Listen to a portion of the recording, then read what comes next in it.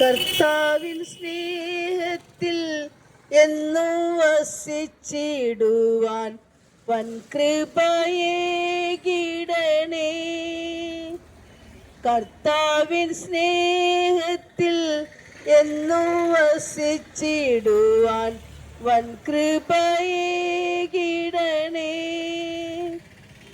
ഭിന്നത വിദ്വേഷം ഇല്ലാതെ ജീവിപ്പാൻ നൽവരം നൽകിടണേ.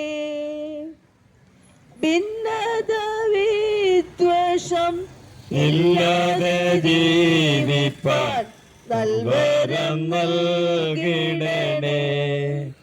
പാപം ലോകം പിശാചെന്നെ തൊടുകയില്ല. ദുഷ്ടർഘോരശത്രു എന്നെ കാണുകയില്ല.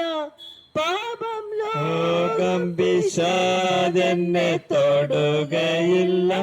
ദുഷ്ടഘോരശത്രു എന്നെ കാണുകയില്ല. അങ്ങേ ചിറകിൻ മറവിലാണു ഞാൻ. എന്റെ വിശ്വാസം വർദ്ധിപ്പിക്കണേ. അങ്ങേ ചിറകിൻ മറവിലാണു ഞാൻ. എന്റെ വിശ്വാസം വർദ്ധിപ്പിക്കണേ. ഇന്നലെ മിന്നിയ ഉന്നത ശ്രേഷ്ഠന്മാർ അന്യരായിന്നു മന്നിൽ. ഇന്നലെ മിന്നിയ ഉന്നത ശ്രേഷ്ഠന്മാർ അന്യരായിന്നു മന്നിൽ. എന്നാലോ സാധു ഞാൻ സന്നിധി നിന്നതോ പൊന്നേശുവേ കൃപയാ. എന്നാലോ സാധു ഞാൻ സന്നിധി നിന്നതോ പൊന്നേശുവേ കൃപയാ. ലോകം പാപം പിശാചെന്നെ തൊടുകയില്ല. ദുഷ്ടർഘോരശത്രു എന്നെ കാണുകയില്ല. ലോകം പാപം പിശാചെന്നെ തൊടുകയില്ല. ദുഷ്ടർഘോരശത്രു എന്നെ കാണുകയില്ല. അങ്ങേ ചിറകിൻ മറവിലാണു ഞാൻ. എന്റെ വിശ്വാസം വർദ്ധിപ്പിക്കണേ. അങ്ങേ ചിറകിൻ മറവിലാണു ഞാൻ. എന്റെ വിശ്വാസം വർദ്ധിപ്പിക്കണേ. നിർത്തിയതാണെന്നെ നിന്നതല്ല ഞാൻ എത്ര സ്തുതിച്ചിടണോ. നിർത്തിയതാണെന്നെ നിന്നതല്ല ഞാൻ എത്ര സ്തുതിച്ചിടണോ. നിന്ന പരിഹാസം ഏറെ സഹിച്ചു ഞാൻ എത്ര നാൾ കാത്തിടണോ. നിന്ന പരിഹാസം ഏറെ സഹിച്ചു ഞാൻ എത്ര നാൾ കാത്തിടണോ. ലോകം പാപം പിശാചെന്നെ തൊടുകയില്ല. ദുഷ്ടർഘോരശത്രു എന്നെ കാണുകയില്ല. ലോകം പാപം പിശാചെന്നെ തൊടുകയില്ല. ദുഷ്ടർഘോരശത്രു എന്നെ കാണുകയില്ല. അങ്ങേ ചിറകിൻ മറവിലാണു ഞാൻ. എന്റെ വിശ്വാസം വർദ്ധിപ്പിക്കണേ. അങ്ങേ ചിറകിൻ മറവിലാണു ഞാൻ. എന്റെ വിശ്വാസം വർദ്ധിപ്പിക്കണേ. ഒന്നിക്കുമൊരു നാൾ സ്വർഗകൂടാരത്തിൽ വന്നിക്കും ഞാനെന്നാളിൽ. ഒന്നിക്കുമൊരു നാൾ സ്വർഗകൂടാരത്തിൽ വന്നിക്കും ഞാനെന്നാളിൽ. എന്നിനി പ്രിയന്റെ പൊന്മുഖം കാണും ഞാൻ എന്നാശയേറിടുന്നേ. നീനി പ്രിയന്റെ പൊന്മുഖം കാണും ഞാൻ എന്നാശയേറിടുന്നേ. ലോകം പാപം പിശാചെന്നെ തൊടുകയില്ല. ദുഷ്ടർഘോരശത്രു എന്നെ കാണുകയില്ല. ലോകം പാപം പിശാചെന്നെ തൊടുകയില്ല. ദുഷ്ടർ ഘോര ശത്രു എന്നെ കാണുകയില്ല. അങ്ങേ ചിറകിൻ മറവിലാണു ഞാൻ. എന്റെ വിശ്വാസം വർദ്ധിപ്പിക്കണേ. അങ്ങേ ചിറകിൻ മറവിലാണു ഞാൻ. എന്റെ വിശ്വാസം വർദ്ധിപ്പിക്കണേ. അങ്ങേ ചിറകിൻ മറവിലാണു ാണു ഞാൻ. എന്റെ വിശ്വാസം വർദ്ധിപ്പിക്കണേ. ദൂരത്തും ചാരത്തുമായി ഞങ്ങളെ ശ്രദ്ധിക്കുന്ന പ്രിയ ശ്രോതാക്കളെ, മനുഷ്യൻ പാപിയാണ്. ഈ ലോകത്തിൽ ജനിച്ച എല്ലാ മനുഷ്യരും പാപത്തിലാണ് ജനിക്കുന്നത്. പാപത്തിൽ എൻ്റെ അമ്മ ഗർഭം ധരിച്ചു. ഞാൻ പാപിയായി ഈ ലോകത്തിൽ ജനിച്ചു. എന്നാൽ നമ്മളെ പാപത്തിൽ നിന്നും ശാപത്തിൽ നിന്നും രോഗത്തിൽ നിന്നും മോചിപ്പിക്കുന്നതിന് വേണ്ടി നമ്മൾക്ക് വേണ്ടി പാപമായി തീർന്ന, നമുക്ക് വേണ്ടി ശാപമായി തീർന്ന ഏകരക്ഷകനാണ് യേശുക്രിസ്തു. യേശുക്രിസ്തു മുഖാന്തരമല്ലാതെ ആർക്കും പാപമോചനം സാധ്യമല്ല. വിശുദ്ധ തിരുവെഴുത്തിൻ പ്രകാരം ഈ ലോകത്തിലേക്ക് ജനിക്കുന്നതിന് മുമ്പ് 1400 വർഷങ്ങൾക്ക് മുമ്പ് തന്നെ ജാതകമെഴുതിയ ഒരേ ഒരു വ്യക്തിയാണ് യേശുക്രിസ്തു. യേശുക്രിസ്തുവിന്റെ ജനനം പ്രത്യേക രീതിയിലായിരുന്നു. അവൻ കന്യകയിൽ നിന്ന് ഗർഭം ധരിച്ചു ഒരു പുത്രനെ പ്രസവിച്ചു. ഒരു പിതാവും ഒരു മാതാവും തമ്മിൽ സംയോജിക്കാതെ തന്നെ വിശുദ്ധ തിരുവെഴുത്തിൻ പ്രകാരം അത്ഭുത മന്ത്രി, വീരനാം ദൈവം, സമാധാന പ്രഭു എന്നിത്യാദി വിശേഷങ്ങളോട് കൂടിയ ഈ ലോകത്തിലേക്ക് ജനിക്കുന്നതിന് മുമ്പ് ജാതകമെഴുതിയ ആ അത്ഭുത മന്ത്രിയായി ഈ ഭൂമിയിൽ മനുഷ്യനോട് കൂടെ വസിച്ച, അതെ 33 തിരുവയസ്സ് വരെ മനുഷ്യനോടുകൂടെ ഈ ഭൂമിയിൽ ആയിരിക്കാനും മനുഷ്യരുടെ ഇടയിൽ അത്ഭുതങ്ങൾ പ്രവർത്തിക്കുവാനും ഒത്തിരി അത്ഭുതങ്ങൾ ഈ ലോകത്തിൽ പ്രവർത്തിച്ച ആ രക്ഷകനായ യേശുക്രിസ്തുവിനെ കുറിച്ചാണ് സഹോദരങ്ങളെ ഞങ്ങൾ നിങ്ങളോട് പ്രസ്താവിക്കുന്നത്. ഈ ആകാശം, ഈ ഭൂമിയും, ഈ കാണുന്ന സൂര്യനെയും ചന്ദ്രനെയും ദൈവം ഒരു വാക്കിനാൽ ഉളവാക്കിയെങ്കിൽ, അതെ, ആകാശത്തെയും ഭൂമിയെയും സൂര്യനെയും ചന്ദ്രനെയും സൃഷ്ടിച്ച ദൈവം പാപികളായ മനുഷ്യന്റെ പാപത്തിൽ നിന്ന് മനുഷ്യനെ മോചിപ്പിക്കുന്നതിന് വേണ്ടി പാപജടത്തിൽ ഈ ഭൂമിയിൽ ജാതനായി. ഈ ലോകത്തിൽ ജനിച്ച ഒരേ ഒരു വ്യക്തി, അവൻ നിർദോഷനും പാപം വിട്ടകന്നവനുമായിരുന്നു. എങ്കിലും പാപികളായ നമുക്ക് വേണ്ടി അവൻ പാപ ശരീരത്തിൽ ഈ ഭൂമിയിൽ വന്നു. ഈ ഭൂമിയിൽ വന്നത് പാപിയായ മനുഷ്യന്റെ പാപത്തിൽ നിന്നും ശാപത്തിൽ നിന്നും രോഗത്തിൽ നിന്നും അവനെ മോചിപ്പിച്ച്, പാപം ചെയ്ത മനുഷ്യനെ പാപത്തിൽ നിന്ന് മോചിപ്പിക്കുന്നത് മൂലം അവൻ സ്വർഗത്തിന് അവകാശിയായി തീരുന്നതിന് വേണ്ടിയാണ് ദൈവം ഈ ലോകത്തിലേക്ക് പാപികളായ നമ്മളെ തേടി വന്നത്. ഒന്ന് ആലോചിച്ചാൽ, ഈ കാണുന്ന ആകാശവും ഭൂമിയും സൂര്യനെയും ചന്ദ്രനെയും സൃഷ്ടിച്ച ദൈവം ഒരു മനുഷ്യനായി ഈ ഭൂമിയിൽ വസിക്കുകയും 33 തിരുവയസ്സ് വരെ ഈ ലോകത്തിൽ അത്ഭുതങ്ങൾ പ്രവർത്തിക്കുകയും ചെയ്ത രക്ഷകനായ കർത്താവ്, അതെ, അവൻ ജനിക്കുന്നതിന് മുമ്പ് ഇമ്മാനുവൽ എന്ന പേരാകുമെന്ന് വിശുദ്ധ തിരുവെഴുത്തിൽ രേഖപ്പെടുത്തിയിരിക്കുന്നു. ഇമ്മാനുവൽ എന്ന വാക്കിന്റെ അർത്ഥം ദൈവം മനുഷ്യരോടുകൂടെ.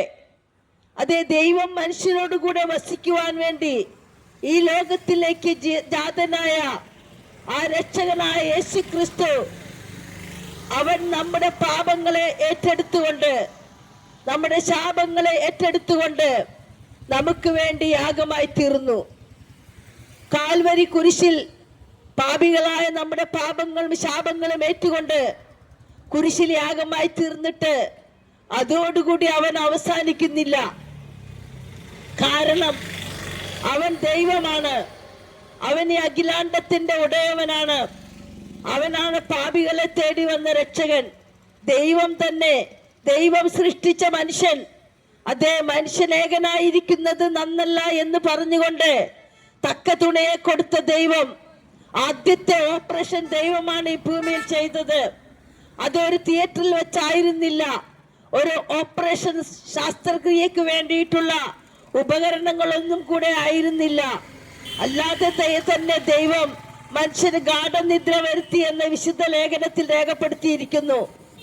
അവനെ ഉറക്കിക്കിടത്തിയതിനു ശേഷം അവന്റെ വാരിയെല്ലാം എടുത്ത് അവന് തക്ക തുണിയെ കൊടുത്ത് അവന്റെ മുമ്പിൽ കൊണ്ടുവന്ന് നിർത്തിയപ്പോൾ, അതെ എന്റെ മാംസത്തിൽ നിന്നുള്ള മാംസവും എന്റെ അസ്ഥിയിൽ നിന്നുള്ള അസ്ഥി എന്ന് പറഞ്ഞ് ആ മനുഷ്യൻ ആ സ്ത്രീയെ സ്വീകരിക്കുന്നതും അങ്ങനെ ദൈവം അവരെ അനുഗ്രഹിക്കുന്നതും, ആദ്യത്തെ വിവാഹം ദൈവം തന്നെയാണ് ഭൂമിയിൽ നടത്തിയത്.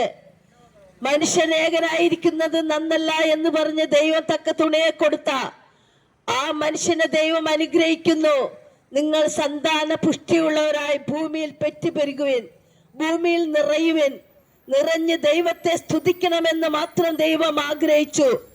എന്നാൽ പാപിയായ മനുഷ്യൻ പാപത്തിൽ നിന്നും ശാപത്തിൽ നിന്നും മോചിപ്പിക്കുന്നതിന് വേണ്ടി പാപമായി തീർന്ന ദൈവത്തെ മറന്നിട്ട് മനുഷ്യന് തോന്നുന്ന വിധം ജീവിക്കുവാൻ ആഗ്രഹിച്ചു.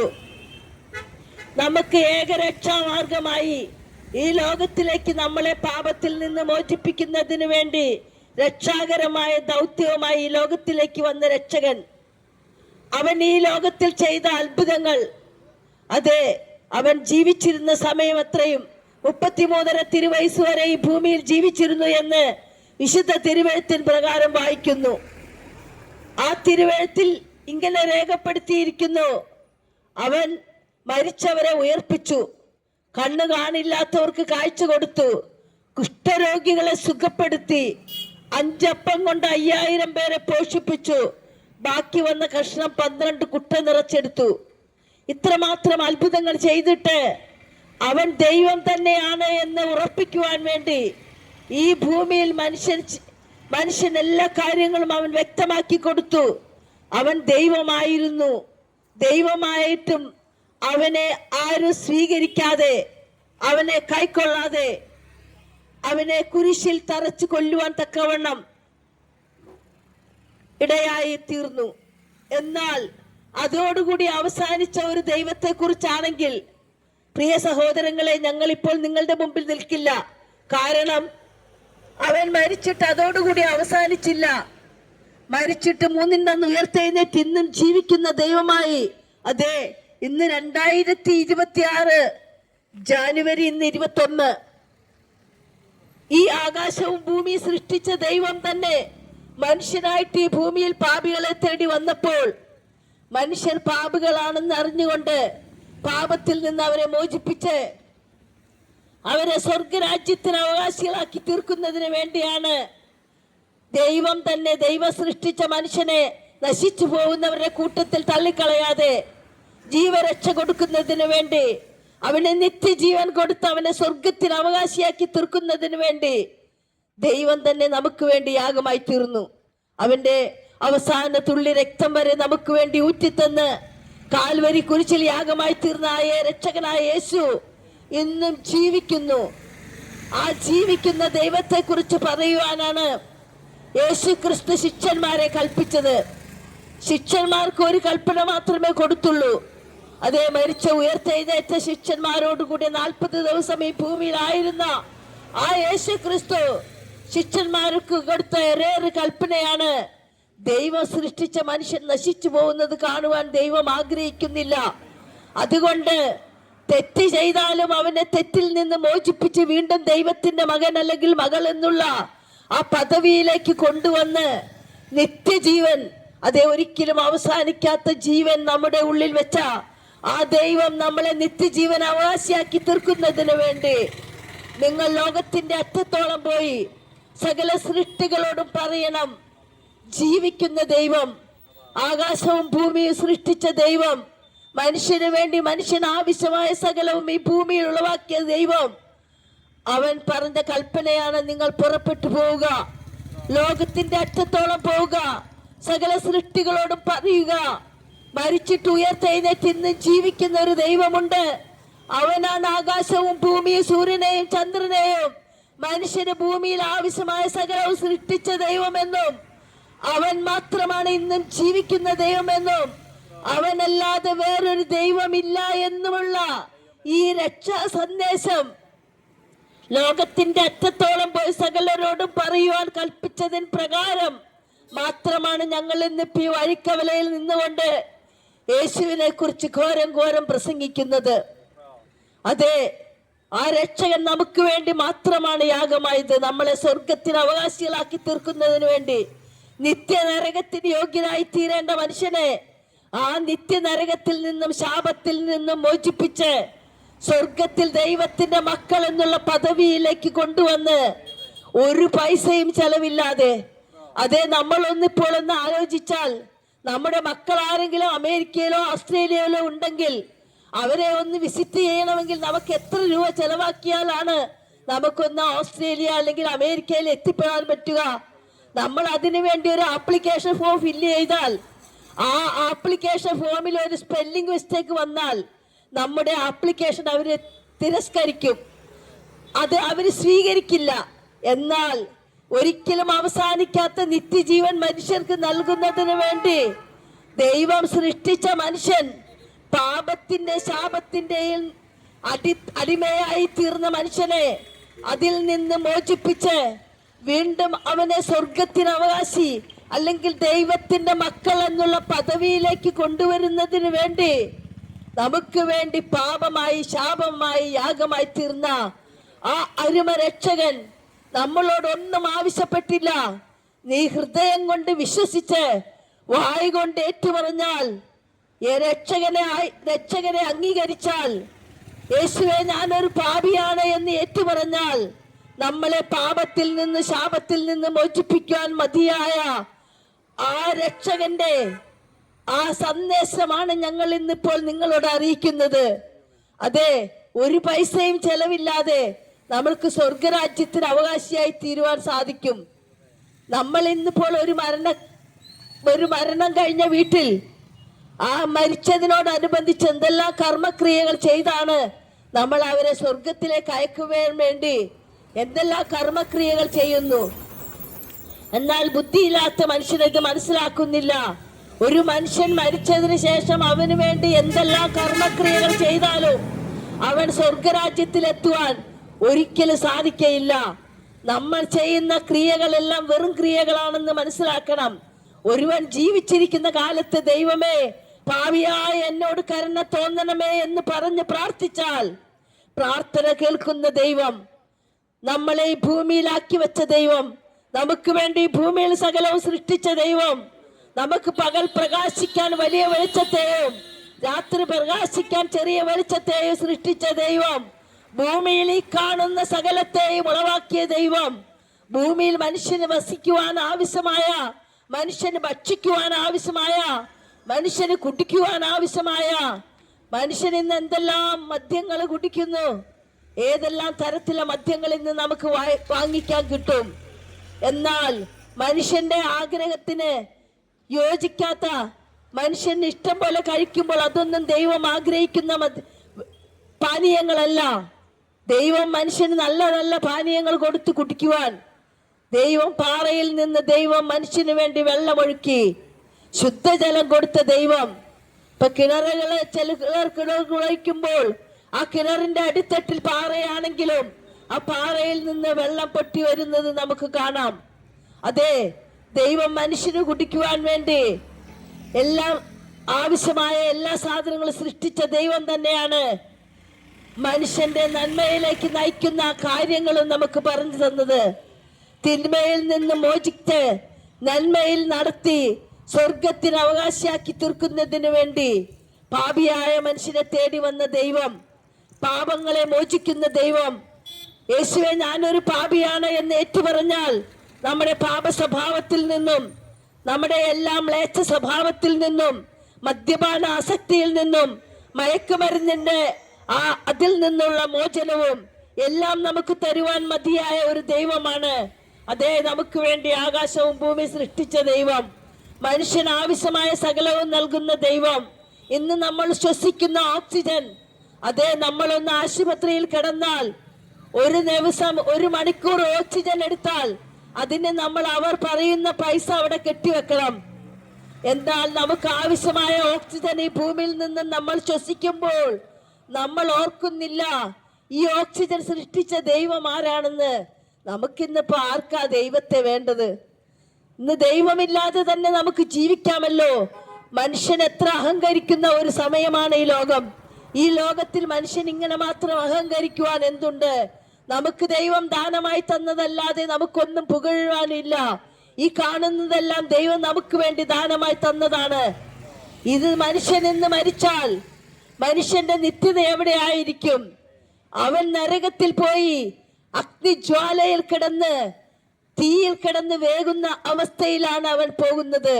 ആ തീയിൽ കിടന്ന് മനുഷ്യൻ ചാകാതിരിക്കാൻ, അല്ലെങ്കിൽ ജ്വാലയിൽ കിടന്ന് മനുഷ്യൻ വേദന അനുഭവിക്കാതിരിക്കാൻ ദൈവം തന്നെ അവന്റെ പാപത്തിൽ നിന്ന് അവനെ മോചിപ്പിച്ച് സ്വർഗത്തിൽ അവകാശിയാക്കി തീർക്കുന്നതിന് വേണ്ടി ഈ ലോകത്തിലേക്ക് രക്ഷകനായി വന്നു.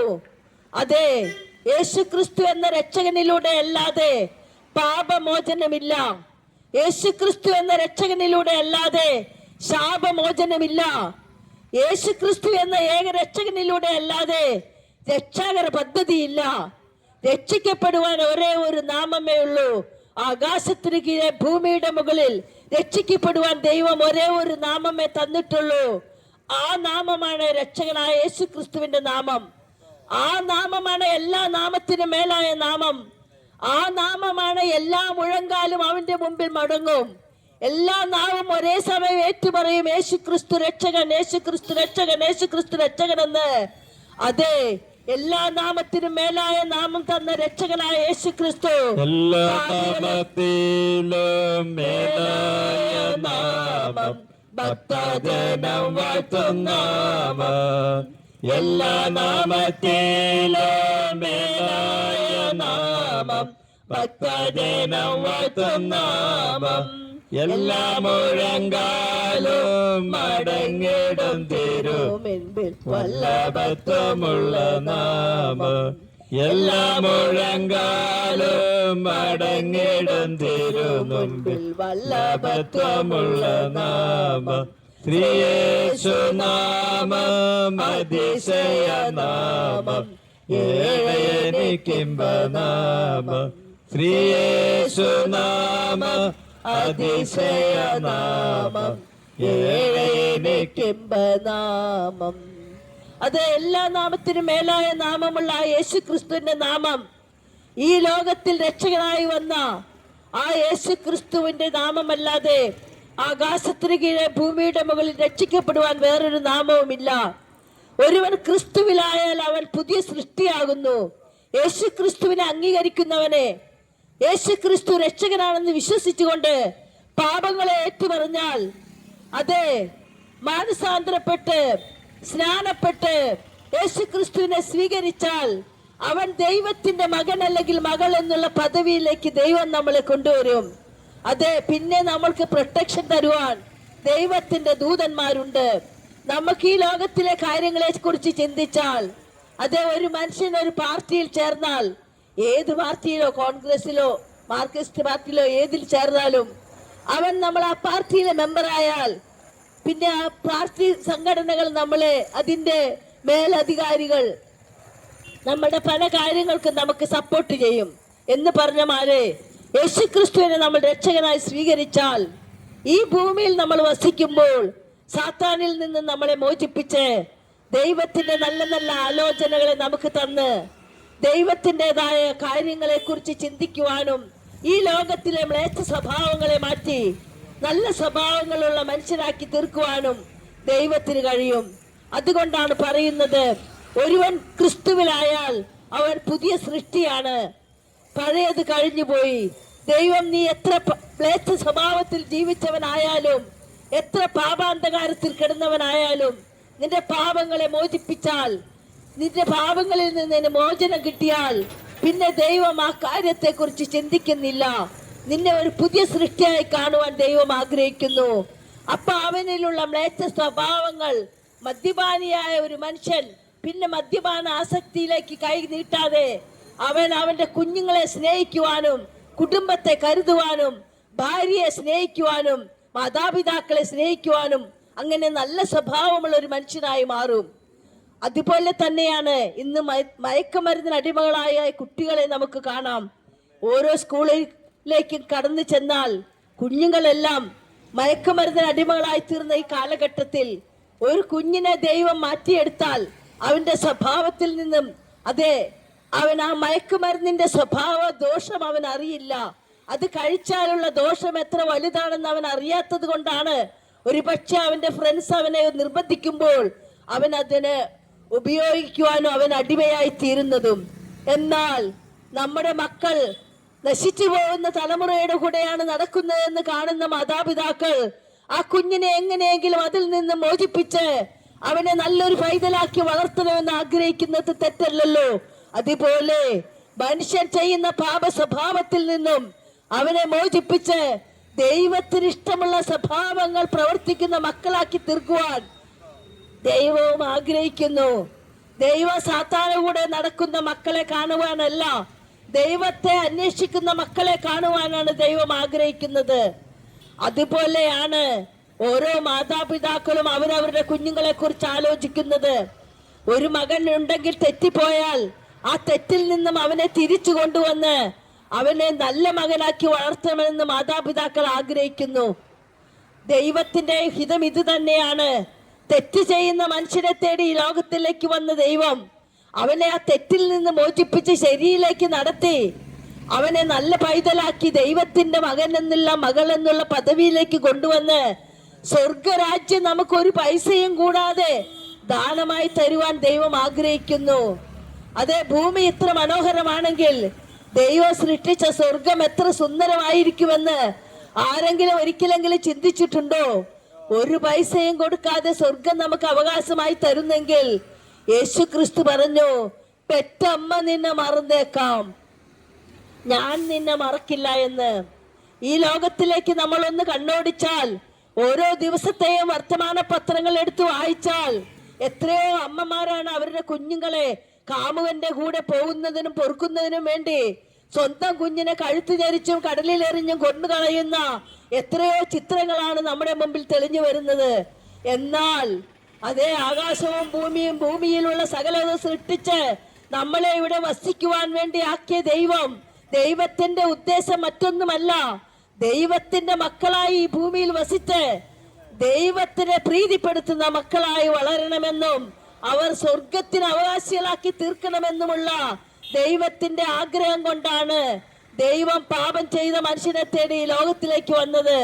അവനെ പാപത്തിൽ നിന്ന്, പാപ സ്വഭാവത്തിൽ നിന്ന് മോചിപ്പിച്ച്, മദ്യപാന ആസക്തിയുള്ള മനുഷ്യനെ മദ്യപാനത്തിൽ നിന്ന് മോചിപ്പിച്ച് മാനസാന്തരപ്പെടുത്തി അവനെ സ്വർഗത്തിന് അവകാശിയാക്കി തീർക്കുവാൻ ദൈവം ആഗ്രഹിക്കുന്നു.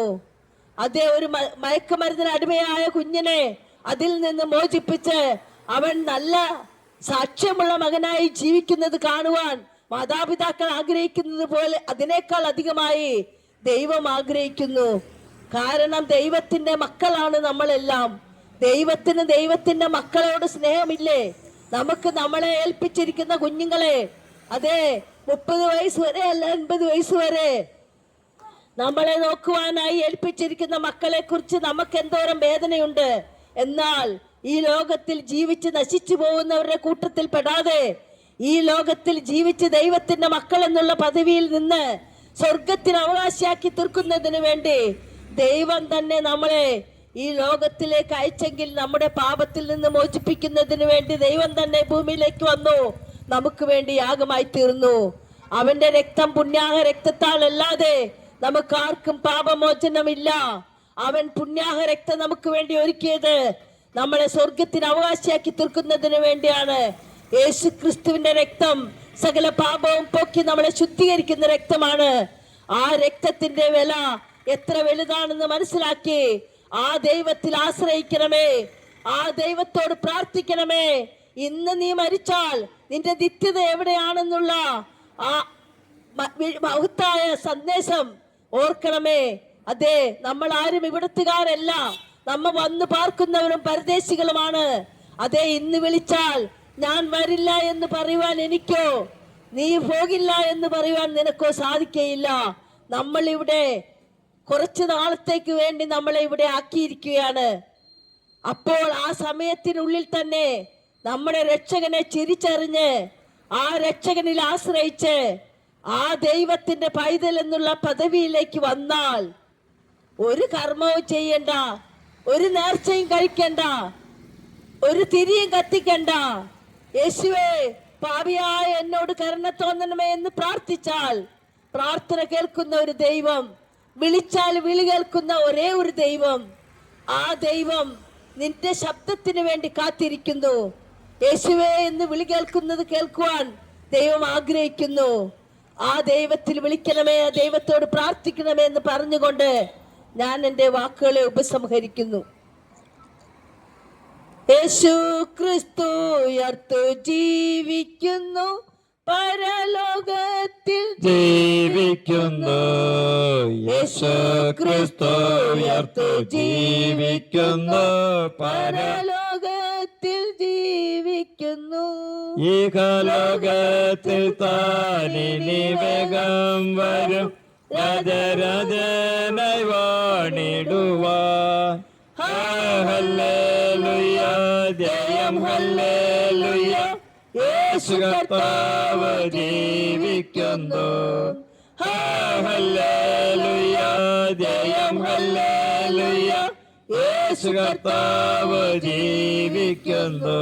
അതെ, ആ ജീവിക്കുന്ന ദൈവത്തിലേക്ക് തിരിയണമെന്ന് പറഞ്ഞുകൊണ്ട് കാരുണ്യവാനായ ഞങ്ങളുടെ സ്വർഗീയ പിതാവേ, ഈ ദേശവാസികൾ ഞങ്ങളുടെ വചനം കേൾക്കുവാൻ തക്കവണ്ണം അനുഗ്രഹിക്കപ്പെട്ട ഈ ദിവസം ഞങ്ങൾക്ക് വേണ്ടി ഒരുക്കിയതിനായി നന്ദിയോടെ ദൈവത്തെ സ്തുതിക്കുന്നു. ഞങ്ങളുടെ വചനം കേട്ടവരാരും നിത്യനരകത്തിന് യോഗ്യരായി തീരാതെ സ്വർഗരാജ്യത്തിന് അവകാശികളായി തീരുവാൻ അങ്ങ് ഈ ദേശത്തോട് മനസ്സലിവ് കാണിക്കണമേ. ഞങ്ങളുടെ കടലാസ് വാങ്ങി വായിക്കുന്നവരും വചനം കേട്ടവരും ജീവനുള്ള ദൈവത്തിന്റെ മക്കളായി തീരുവാൻ അതെ, അതിനായി അങ്ങ് അവരെ ഒരുക്കണമേ എന്ന് പ്രാർത്ഥിക്കുന്നു. ഈ വചനം ഈ ദേശത്ത് ക്രിയ ചെയ്യുവാൻ തക്കവണ്ണം കാൽനട യാത്രക്കാരുണ്ടല്ലോ, നാനാജാതി മതസ്ഥരുണ്ടല്ലോ, വാഹനങ്ങളിലിരുന്നും കച്ചവട സ്ഥാപനങ്ങളിലിരുന്നും ഓട്ടോ തൊഴിലാളികളായവരും എല്ലാവരും വചനം കേട്ടവരെല്ലാവരും സ്വർഗരാജ്യത്തിന് അവകാശിയായി തീരുവാൻ സ്വർഗത്തിലെ ദൈവം ഇടവാക്കണമേ എന്ന് പ്രാർത്ഥിക്കുന്നു. അങ്ങ് ഞങ്ങളുടെ പ്രാർത്ഥന കേട്ടതിനായി സ്തോത്രം. യേശു കർത്താവിന്റെ നാമത്തിൽ തന്നെ പ്രാർത്ഥിക്കുന്നു, കേൾക്കണമേ പിതാവേ. ആമേൻ. യേശു ക്രിസ്തു പാപികളെ രക്ഷിക്കുന്നു, യേശു ക്രിസ്തു രോഗികളെ സൗഖ്യമാക്കുന്നു, യേശു ക്രിസ്തു പരിശുദ്ധാത്മാവിനെ നൽകുന്നു. അവൻ രാജാവായി വീണ്ടും വരുന്നു. അവനെ എതിരേൽക്കുവാൻ ഒരുങ്ങിക്കൊള്ളുക.